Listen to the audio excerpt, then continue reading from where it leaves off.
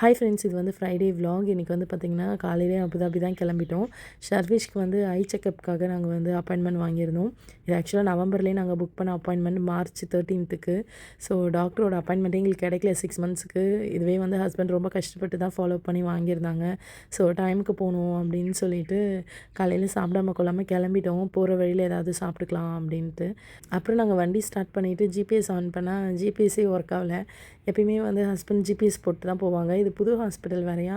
So GPS work ஆகலைன்னதும் husband tension ஆகிட்டாங்க. Correct டைமுக்கு போகணும் அப்படின்னு சொல்லிட்டு ரோட்டில் இருக்க போர்டெலாம் பார்த்து தான் போகணுன்னவே கொஞ்சம் டென்ஷன் ஆனதுனால வண்டி எங்கேயும் நிறுத்தலை. நேராக வந்து ஹாஸ்பிட்டல் தான் வந்துட்டோம்.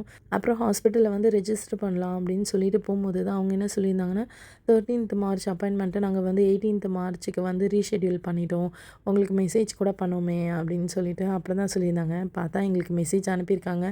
நாங்கள் தான் வந்து சரியாக கவனிக்காமல் கிளம்பி வந்துட்டோம். அப்புறம் நாங்கள் ரெக்வெஸ்ட் பண்ணியிருந்தோம், துபாயிலேருந்து வந்திருக்கோம், இன்றைக்கி பார்க்க முடியுமா அப்படின்னு சொல்லி கேட்கவும், அப்புறம் டாக்டர்கிட்ட பேச சொல்லியிருந்தாங்க. அதுக்கப்புறம் டாக்டர்கிட்ட கேட்கும்போது அவர் ஆக்சுவலாக வந்து ஒரு 1/2 அன் ஹவரில் கிளம்பிடுவேன் அப்படின்னு சொன்னாங்க.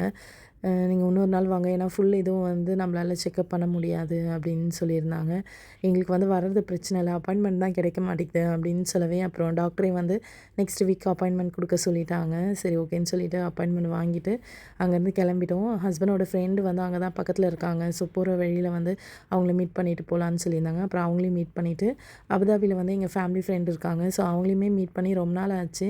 ஸோ அவங்களையுமே மீட் பண்ணிவிட்டு போகலாம் அப்படின்னு சொல்லிட்டு தான் பிளான் பண்ணியிருந்தோம். அப்புறம் பசங்களாமும் பசிக்குதுன்னு சொல்லவே ஸோ அவங்களையுமே வந்து ரெஸ்டாரண்ட் வர சொல்லிட்டோம். சரி அப்படியே சாப்பிட்டுக்கிட்டே கொஞ்சம் நேரம் டைம் ஸ்பெண்ட் பண்ணி பேசிட்டு கிளம்பலாம் அப்படின்னு சொல்லிட்டு அப்புறம் அங்கே சாப்பிட்டுட்டு கொஞ்ச நேரம் அவங்கக்கிட்ட பேசி இருந்துட்டு ஈவினிங் வந்து துபாய் வந்துட்டோம்.